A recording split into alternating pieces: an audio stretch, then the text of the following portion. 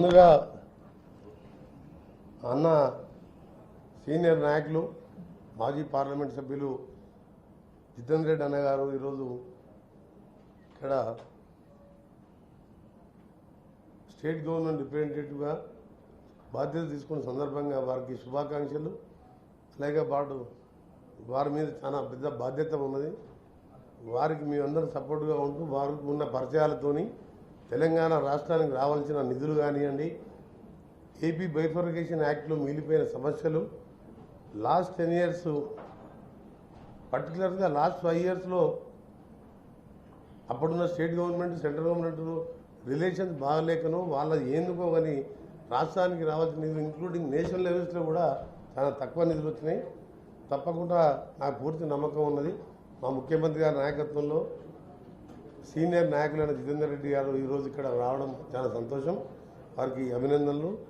వారి నాయకత్వంలో మేమందరం కూడా వారికి సపోర్ట్గా ఉండడం, ఎప్పటికప్పుడు వాళ్ళకి ఇన్ఫర్మేషన్ ఇస్తున్నాము. వారు ఇక్కడ ఉన్న పరిచయాలతోని తెలంగాణ అభివృద్ధికి తోడ్పడతారని ఆశిస్తూ, ముఖ్యంగా మీ అందరికీ తెలుసు నేను చార్జ్ తీసుకున్న 3rd డేనే తెలంగాణ భవన్ రావడం జరిగింది. తెలంగాణ భవనం లేదు, ఇంకా ఆంధ్ర భవన్ అనే పిలుస్తున్నాం మనం. కానీ నాకు వచ్చి మీ అందరితో మాట్లాడి అప్పుడు రెసిడెంట్ కమిషనర్ కూడా ఆ రోజు ఉండే మనం 3 గంటలు దాదాపు ఏరియా అంతా పరిశీలించి ఉన్న 19 acresలో 42% మనకు రావాలి.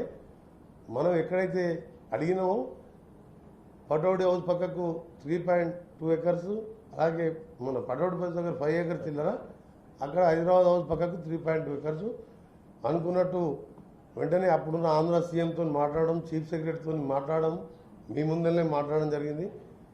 మళ్ళా నెక్స్ట్ విజిట్లోనే సీఎం గారు రావడం, వారు కూడా రివ్యూ చేయడం, అక్కడికి వెళ్ళి చీఫ్ సెక్రటరీ రావడం, ల్యాండ్ అంతా కూడా మనం అనుకున్న విధంగా అక్కడ 3 acres సీఎం బంగ్లా, గవర్నర్ బంగ్లా, మినిస్టర్ సూట్స్ అన్నీ కూడా అక్కడ కట్టే విధంగా హైదరాబాద్ హౌస్ పక్కకు, పటౌడ్ హౌస్లో ఎమ్మెల్యేస్, ఐఏఎస్ ఆఫీసర్స్, ఇంకా గెస్ట్ హౌస్ కొట్టే విధంగా ఆ రోజు ముఖ్యమంత్రి గారు నేను ప్రపోజల్ పంపిన తర్వాత వారు కూడా ఓకే చేసి వచ్చి వారు కూడా రివ్యూ పెట్టడం జరిగింది.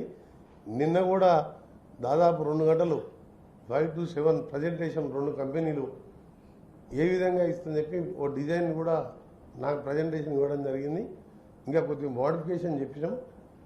అది వచ్చిన తర్వాత సీఎం గారికి ఒకసారి చూపించి దాన్ని వెంటనే టేకప్ చేయాలన్నదే మా స్టేట్ గవర్నమెంట్.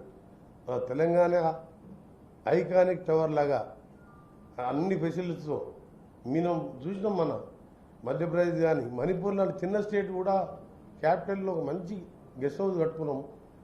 తెలంగాణకి వెళ్ళి వచ్చే ఆఫీసర్స్ కానీ మన తెలంగాణకు ఇవాళ ఇండియాలోనే పెద్ద అభివృద్ధి చెందే నగరంగా మాకు సెంట్రల్ గవర్నమెంట్తో రెగ్యులర్గా వర్క్స్ ఉండే సందర్భంలో వచ్చే ఎమ్మెల్యేస్ కానీ మినిస్టర్స్ కానీ మా స్టాఫ్కి కానీ ఇతర మా గెస్ట్లకు మా స్టేట్ వారికి అన్ని సదుపాయాలతో త్వరలోనే, అంటే నా ప్లాన్ ప్రకారం ఒక 2 monthsలోనే దాని టెండర్ పిలిచే కార్యక్రమం పూర్తి చేసి స్టార్ట్ చేసే విధంగా ముఖ్యమంత్రి గారికి ప్రజెంటేషన్ ఇచ్చి 1 weekలోనే డిపిఆర్ ఫైనల్ చేస్తాం.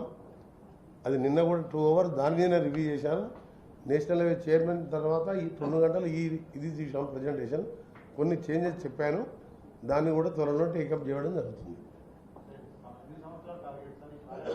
3 years అని చెప్పినాం. రెండు సైడ్లు కాబట్టి ముందుగా ఆ సైడ్ స్టార్ట్ చేయమని చెప్పినాం. ఆ సైమల్టేనియస్గా ఈ సైడ్ రెండు ఒకసారి స్టార్ట్ చేసే అవసరం లేదు. ఇక్కడ ఏంటంటే minimum 4 to 5 months permissions time పడుతుందని చెప్పాను. మాకాడ 2 basement తీసుకుంటున్నాం, పటౌడ్ హౌస్ కానీ అక్కడ కానీ car parking, servant quarters. Soil loose సాయిలే కాబట్టి మనకు పెద్ద ఇబ్బంది ఉండదు, డిలే కాదు. బట్ నేను ఎంక్వైరీ చేసి మా రెసిడెంట్ కమిషనర్ ఇక్కడ ఉన్న ఐఏఎస్ ఆఫీసర్తో వాళ్ళతో మాట్లాడి, పెద్దలు మల్లురవి గారికి స్వాగతం.